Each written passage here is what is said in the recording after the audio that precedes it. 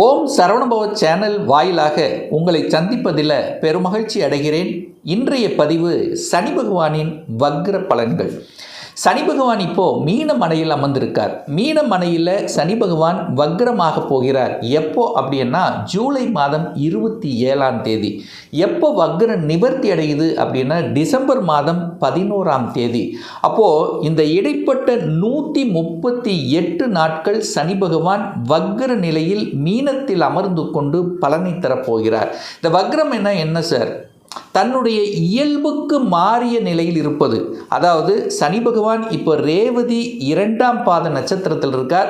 அதுக்கப்புறம் ரேவதி 1, அதுக்கப்புறம் உத்திரட்டாதி 4ஆம் பாதத்துக்கு வர்றார். அப்படியே பின்னோக்கி வந்து தன்னுடைய பலனை தரப்போகிறார். அப்போ இந்த 12 ராசிகளுக்கும் இந்த சனி பகவான் வக்ர நிலையில் இருக்கும்போது என்ன மாதிரியான பலன்கள், சாதகம் என்ன, பாதகம் என்ன என்பதை பற்றி டீட்டெயிலாக இந்த பதிவில் நம்ம பார்க்க போகிறோம். இந்த பதிவை முழுவதுமாக பாருங்கள், ஸ்கிப் பண்ணாமல் பாருங்கள். நிச்சயமாக ஏதாவது ஒரு ரூபத்தில் உங்களுக்கு யூஸ்ஃபுல்லாக இருக்குங்கிறதுல எந்தவித மாற்று கருத்து இல்லை. நம்முடைய சேனலை நீங்கள் ஃபஸ்ட்டு டைம் பார்ப்பவர்கள் என்றால் மறக்காமல் சப்ஸ்கிரைப் பண்ணிக்கிங்க. மகர ராசி அன்பர்களே, சனி பகவானின் வக்ர காலம் 138 நாட்கள். அதாவது 27/7/2026 11/12/2026 வரை சனி பகவானுடைய வக்ர காலம். சனி பகவான் உங்கள் ராசிக்கு 3ஆம் இடத்துல, அதாவது முயற்சி ஸ்தானம், தைரிய வீரியத்தை கொடுக்கக்கூடிய இடத்தில் வக்ரமாக அமர்ந்து பலனை தரப்போகிறார். இந்த சனி பகவான் யாருன்னா மகரத்துக்கு உங்கள் ராசி அதிபதி.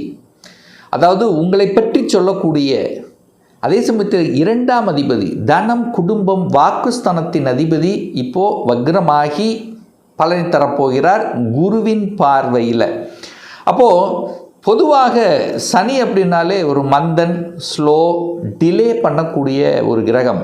அந்த கிரகம் இப்போ வக்ரமாகும்போது என்ன ஆகுதுன்னா, அந்த வக்ரம் அப்படின்னாலே இயல்புக்கு மாறிய தன்மை. இப்போ டல்லாக சோம்பேறித்தனமாக அப்படியே ஒரு மாதிரி இருக்கக்கூடியவர்கள், சுறுசுறுப்பு இல்லாதவர்கள் எல்லாம் இப்போ சுறுசுறுப்பு அடைய போகிறீர்கள்னு அர்த்தம். அந்த முயற்சிங்கிறது இப்போ அப்படியே ஒரு சுறுசுறுப்பாக இதை செய்ய முடியாமல் அப்படியே மந்தமாக, அப்படியே ஒரு மெதுவாக, ஸ்லோவாக, இன்றைக்கி செய்கிற வேலையை நாளைக்கு பார்த்துக்கலாம் அப்படின்னு தள்ளி போட்டு கொண்டு இருந்த விஷயங்கள் இப்போ அப்படி இல்லை. பண்ணிடலாம், பார்த்துடலாம். அந்த முயற்சிகள் வெற்றி பெறக்கூடிய அமைப்பில் இந்த காலகட்டம் உங்களுக்கு அமைய போகிறது. இப்போ மந்தத்தன்மையை போக்க போகிறது. டெசிஷன் மேக்கிங் நல்லா இருக்கும். துணிச்சலோடு செயல்படக்கூடிய ஒரு காலகட்டம், தைரிய வீரியத்தோடு செயல்படக்கூடிய காலகட்டம் அப்படின்னு சொல்லுவேன். ஒரு மனிதனுக்கு தன்னம்பிக்கை முக்கியம். அந்த தன்னம்பிக்கை இப்போ கிடைக்கப் போகிறது. மகரத்துக்கு கடந்த 7.5 வருடங்களாக 7.5 சனி இருந்து கொண்டு நிறைய அனுபவ பாடங்கள், நிறைய எல்லா விதத்திலும் நிறைய அனுபவத்தை கொடுத்துருக்கும் அல்லவா? இப்போ அந்த அனுபவத்தின் வாயிலாக உங்களுடைய முயற்சியால் வெற்றி பெறக்கூடிய காலம் நெருங்கி வந்து விட்டதுன்னு சொல்லலாம். மகர ராசி அன்பர்களுக்கு தனஸ்தானத்தின் அதிபதி யார்? சனி பகவான். தனக்கு 2ஆம் இடத்தில் உட்கார்ந்துருக்கார். அப்போ கையாளுகின்ற விஷயங்கள், தனத்தை பெருக்கக்கூடிய விஷயங்கள் அதிகமான ஒரு ஆர்வம்ங்கிறது கண்டிப்பாக இருக்கும். பணத்தை ஏதாவது சேமிக்கணும், பணத்தை எங்காவது இன்வெஸ்ட் பண்ணணும், அந்த பணத்தை எப்படி நம்ம பெருக்குவது. ஸோ இந்த மாதிரியான எண்ண ஓட்டங்கள் இந்த காலகட்டத்தில் அதிகமாக இருக்கும். ஏன் இதை ஸ்ட்ராங்காக சொல்கிறேன்னா, குரு பகவான், அந்த 3ஆம் அதிபதியாக இருக்கக்கூடிய குரு பகவான் சனி பகவானை பார்க்குறார். அப்போ காலச்சக்கரத்தின் 9ஆம் அதிபதியும் 10ஆம் அதிபதியும் தொடர்பு ஏற்படுத்துது. ஸோ 9, 10 சேர்ந்தாலே இங்கே கடவுளினுடைய அனுகிரகம் கிடைக்கப்பெறுகிறது. கிடைத்த பணத்தின் மூலமாக சமூகத்தில் ஒரு நற்காரியங்களை செய்யக்கூடிய ஒரு எண்ணங்கள், அதாவது பொதுநல தொண்டு செய்யணுங்கிற எண்ணங்கள்ங்கிறது ரொம்ப அதிகமாகவே இந்த காலகட்டம் இருக்கும். ஹெல்த் பிரச்சனை, ஏதாவது ஒன்று டல் அடித்து கொண்டிருந்த விஷயங்கள் எல்லாம் சரியாயிரும். இப்போது ஹெல்த்து சார்ந்த விஷயத்தில் இருந்து வந்த அத்தனை விஷயத்திலும் அவங்களுக்கு ஒரு சாதகம், ஒரு நற்பலனத்தை கொடுக்க போகுது. என்ன சொல்கிறது, இது வரைக்கும் ஒரு நல்ல டாக்டர் கிடைக்கல, ட்ரீட்மெண்ட் எடுத்துகிட்டே இருக்கிறோம், ஒரு பெரிய இது கிடைக்கலன்னா இப்போல்லாம் அப்படியே ஒரு நல்ல என்ன சொல்கிறது, ஹெல்த்தை பார்த்துக்கலாம், தீர்ந்து போயிடும். எங்களை ஒன்றும் செய்யாது அப்படிங்கிற ஒரு தன்னம்பிக்கை உணர்வை கொடுத்து அதிலிருந்து மீண்டு வருவதற்குண்டான வாய்ப்புகள் சந்தர்ப்பங்களை உருவாக்கக்கூடிய ஒரு காலகட்டம் இந்த காலகட்டம் மகர ராசி என்பர்கள். அதனால் நீங்கள் பயப்பட வேண்டியதில்லை, துணிச்சலோடு செயல்படக்கூடிய அமைப்புண்டு, தைரிய வீரியத்தோடு செயல்படுவீங்க, சாதனை புரியக்கூடிய காலகட்டம். 3ஆம் இடம் என்பது கீர்த்தி புகழை தரக்கூடிய ஒரு காலகட்டம் அப்படின்னு சொல்லுவேன். சார் நிறைய உழைச்சேன் சார், நல்லா பண்ணோம் சார், அந்த உழைப்பு மற்றவர்களுக்காச்சு, எனக்கு ஒரு பைசா கூட பிரயோஜனம் இல்லை அப்படின்னு சொல்லி நினச்சிட்டு இருந்தவங்களுக்கெல்லாம் அதனுடைய வாயிலாக இப்போது அது ஒரு ரெகக்னைசேஷன் கிடைக்கக்கூடிய ஒரு காலகட்டம் அப்படின்னு சொல்லலாம். யாரெல்லாம் உங்களை தூற்றினார்களோ, யாரெல்லாம் உங்களை இகழ்ந்தார்களோ அவர்களுக்கு முன்னால் நீங்கள் நின்று சாதித்து பெருமை அடையக்கூடிய ஒரு காலகட்டமாக இருக்கும்.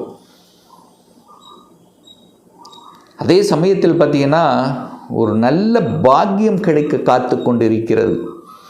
எந்த பாக்கியத்தை நினைத்து கடந்த ஒரு 7.5 வருடங்களாக கஷ்டப்பட்டு கொண்டிருந்தீர்களோ, இந்த பாக்கியம் எனக்கு கிடைக்கவில்லை என்கின்ற ஆதங்கத்தில் இருந்து கொண்டிருக்கிறீர்களோ, அந்த பாக்கியம் கிடைக்கக்கூடிய காலம் மிக விரைவில் உங்களுக்கு வந்துவிட்டது. அப்போ நல்ல ஒரு உணர்வையும் நல்ல ஒரு சாந்தத்தையும் நல்ல ஒரு என்ன சொல்கிறது ஒரு தன்னம்பிக்கை கிடைக்கக்கூடிய ஒரு காலகட்டம் உண்டு. இப்போ தொழிலாக இருக்கட்டும், பார்த்துக்கலாம், எதனால் பண்ணலாம், தொழிலை விரிவுபடுத்துவது, தொழில் சார்ந்த விஷயத்தில் பல டிசிஷன் மேக்கிங் எடுக்கிறது, தொழிலை எப்படி விரிவுபடுத்துவது, என்னென்ன பிளானை போடுறது, ஸோ இப்படி எல்லாம் நல்லபடியாக நடக்கக்கூடிய ஒரு காலகட்டம். யாருக்கெல்லாம் வேலை கிடைக்கலையோ, வேலை இல்லாதவர்களுக்கெல்லாம் வேலை கிடைக்கக்கூடிய ஒரு காலகட்டம். நீங்கள் என்ன படிப்பு படிச்சிருக்கிறீங்களோ அந்த படிப்புக்கு உகந்த வேலை கிடைக்கக்கூடிய ஒரு காலகட்டம் அப்படிங்கிறத ஸ்ட்ராங்காக நம்ம சொல்லலாம். திருமணம், அடுத்தது சுப காரியங்கள். இந்த சுப காரியங்கள் செய்வது உங்கள் முயற்சியால் இப்போ நடக்கும். திருமண தடை, தாமதம், வயதாகிவிட்டது, நம்ம வயசு இருக்கிறவங்களுக்கெல்லாம் திருமணம் நடந்து விட்டது, நமக்கு இன்னும் நடக்கலையே, சரியான ஒரு பார்ட்னர் நமக்கு கிடைக்கலையே என்று வருத்தத்தில் இருக்கக்கூடியவர்களுக்கெல்லாம் திடீரென்று, ஏன்னா உங்களுக்கு ஒரு நல்லது செய்யணும்ல, குரு பகவான் 7ஆம் இடத்தில் அமர்ந்து கொண்டு ராசிநாதனான உங்களை பார்க்குறார். 1-7 கனெக்ட் ஆகுது. அந்த 1 நீங்கள் 7ங்கிறது திருமணம். அப்போது நீங்கள் நினைத்தால் உங்களுக்கு திருமணம் நடக்கக்கூடிய அமைப்புகள் சந்தர்ப்பங்கள் மிக சிறப்பாக இருக்கிறது. தடைப்பட்ட விஷயங்கள் இப்போது நடந்துடும். திருமணமே வேண்டாம் அப்படின்னு நினச்சிட்டு இருக்கவங்க கூட திருமணம் நடந்துடும். ஏற்கனவே டிவோர்ஸ் ஆயிடுச்சு, 2ஆம் திருமணமே. இந்த மாதிரி திருமணம் சார்ந்த சுப காரியங்கள் உங்களுக்கோ உங்கள் குடும்ப உறுப்பினர்களுக்கோ நிகழக்கூடிய ஒரு அற்புத காலகட்டமாக இந்த வக்ர காலம் அமையப்பெறுகிறது இந்த மகர ராசி அன்பர்களுக்கு. அடுத்து பார்த்திங்கன்னா இந்த தகப்பனோட இந்த மகரத்துக்கும் தகப்பனுக்கும் ஏதோ ஒரு வகையில் ஒரு கருத்து வேற்றுமைகள், ஒரு கருத்து சிந்தனை, ஒரு நூலையாவது ஒரு கேப்பு இருக்கும். இப்போ அது பூர்வீகம் விஷயத்தில் சொத்து பிரச்சனை, பாக பிரச்சனை ஏதாவது இருந்தால் இந்த காலகட்டத்தில் தீர்த்து அதை சரி செய்யக்கூடிய சந்தர்ப்பங்கள், விட்டு கொடுக்கக்கூடிய மனப்பான்கு, எப்படியோ ஒரு சொல்யூஷன் கிடைச்சா போதும் அப்படின்னு நினைக்கக்கூடிய அமைப்புகள் இதெல்லாம் இந்த காலகட்டம் உண்டு.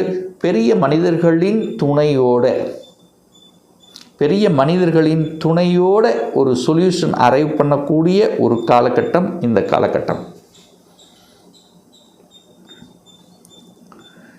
நிறைய பேர்த்துக்கு பார்த்திங்கன்னா குடும்பம் அமையல, குடும்பத்தில் அதாவது குடும்பம் அமையலன்னு சொல்கிறத விட குடும்பத்தில் ஒரு வாரிசு இல்லை என்று நினைத்து கொண்டிருக்கக்கூடிய மகர ராசி அன்பர்களுக்கெல்லாம் இப்போ வாரிசு கொடுக்கக்கூடிய ஒரு அமைப்புங்கிறது உண்டு. அப்போ என்ன, குழந்தை பாக்கியம் கிடைக்கக்கூடிய சந்தர்ப்ப சூழ்நிலைகளை உருவாக்கக்கூடிய ஒரு காலகட்டம்.